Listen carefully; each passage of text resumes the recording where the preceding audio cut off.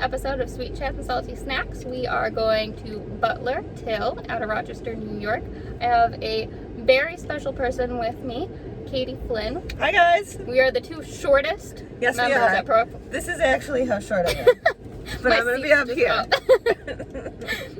So we both forgot our snacks. We did. But we've got good news because we're happening to stop by another... Oh my God. Does this happen all the time or is it just me? No, it's fine. Okay. No worries though, because we happen to be passing by Kinney Drugs, our sister company. So we're going to hop in there and get some good stuff. Are you taking me? All right, Dani, how about some employee-owned snacks? Bob's Red Mill. Woo!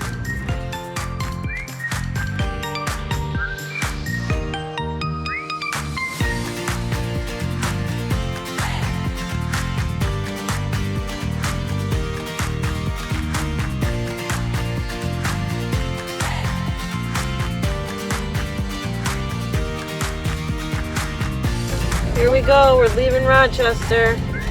See if we can see the Butler Till building. There it is. Butler Till, here we go. We were up on top of that roof a few minutes ago. It was beautiful. Well, we're back from our visit with Butler Till, and we had a great time. We did. It was a beautiful day to travel, but the office was gorgeous. They just moved in a couple of years ago, I think, and the space was just great, beautiful colors, great atmosphere. Yes. Well, before we get started on any more about our visit, True. we owe you some snack reviews. Yeah, we do. So, the first one we grabbed was our salty option, and we got Bold Party Blend Chex Mix. Wasn't as bold as we thought it was going to be. It was still good, but just sure. not as bold as it should be. Bold, but not too bold. Not exactly, yep. Then, for our sweet option, we got gummy bears, sour gummy bears. I'm not going to say the brand because I keep getting it messed up, and you guys are going to crucify me on social media for that. All right, these were great. Sour, but not too sour. Sweet, but not too sweet. A good option. Really good option. And then, of course, we had to throw in a snack food made by an employee-owned company. So we chose... Bob's Red Mill. They have peanut butter chocolate and oats bar. That's the one we chose. They're gluten-free, so a great option if that's something that you're exploring. And it's got the same flavor as a good brownie, so... That's true. So if you want a brownie, you need something gluten-free, and you're interested in ESOPs like we are, go for the Bob's. All right. So there's our snacks, but now to get into the nitty-gritty a little bit more about what we learned from our visit. The meat, yep. The first thing that I really wanted to talk about was the way that they engaged their remote employees. They talked about having remote employees in over, I think, 15 states.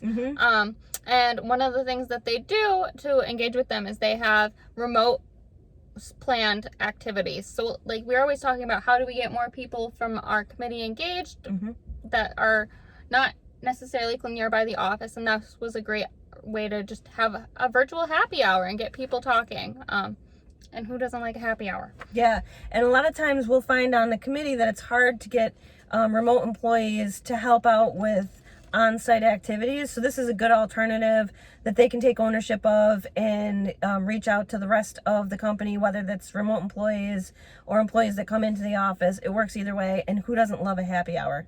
Everybody does. So that was a great idea from them. The first thing that I really liked was when new employees come on, they include a postcard from the ECC, or as we call it, the OC, with the welcome packet that just explains the committee, introduces the members, and kind of gives a rundown of what the committee does and how that affects the employees. I think that's a great way to introduce the committees and get things rolling. Yeah, they have such a great emphasis on education, on where to direct people, like the postcard Katie was talking about, but also just continuing that ESOP education through classes. They had like a 101, a 201, a 301, and that really covered any basis from like your first day starting in the basics up to what does it mean for your financial future as you near retirement, where they bring in a financial advisor to help with that literacy and understanding. So I think that was a great option. I think both of us had the same favorite thing, which was Statement Day.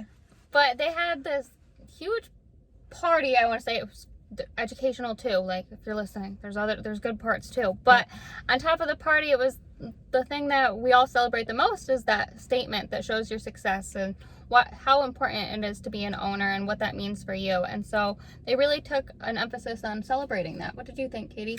Yeah, I thought the same exact thing. It was a great way for people to get together, have some time to bond with each other, because a lot of the remote employees don't see the culture in the office. So they fly in all their remote employees for, I think it was 2 days, and they schedule meetings and things that they wouldn't normally be able to do in person.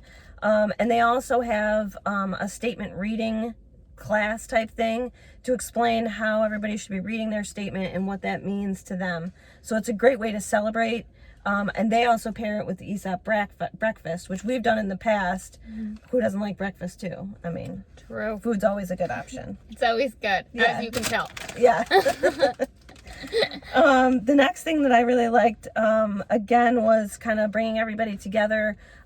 They allow people to work remotely 3 days a week, and then 2 days they can work wherever. No, I'm sorry. They work in the office 3 days and remotely 2 days. Didn't really matter which one, but then last year they created a tentpole day, which was Wednesday, and that's when everybody's expected to have one of their in-person days in the office.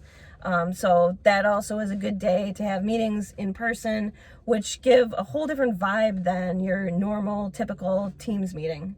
Absolutely. Yeah. Well, we learned a lot. We're super excited to have you listen in, and I hope you learned something from this as well, to everybody watching. But Katie, thank you so much for coming with me. Thanks for inviting me. I had a great time, and I want to come again. Absolutely. All right. Bye.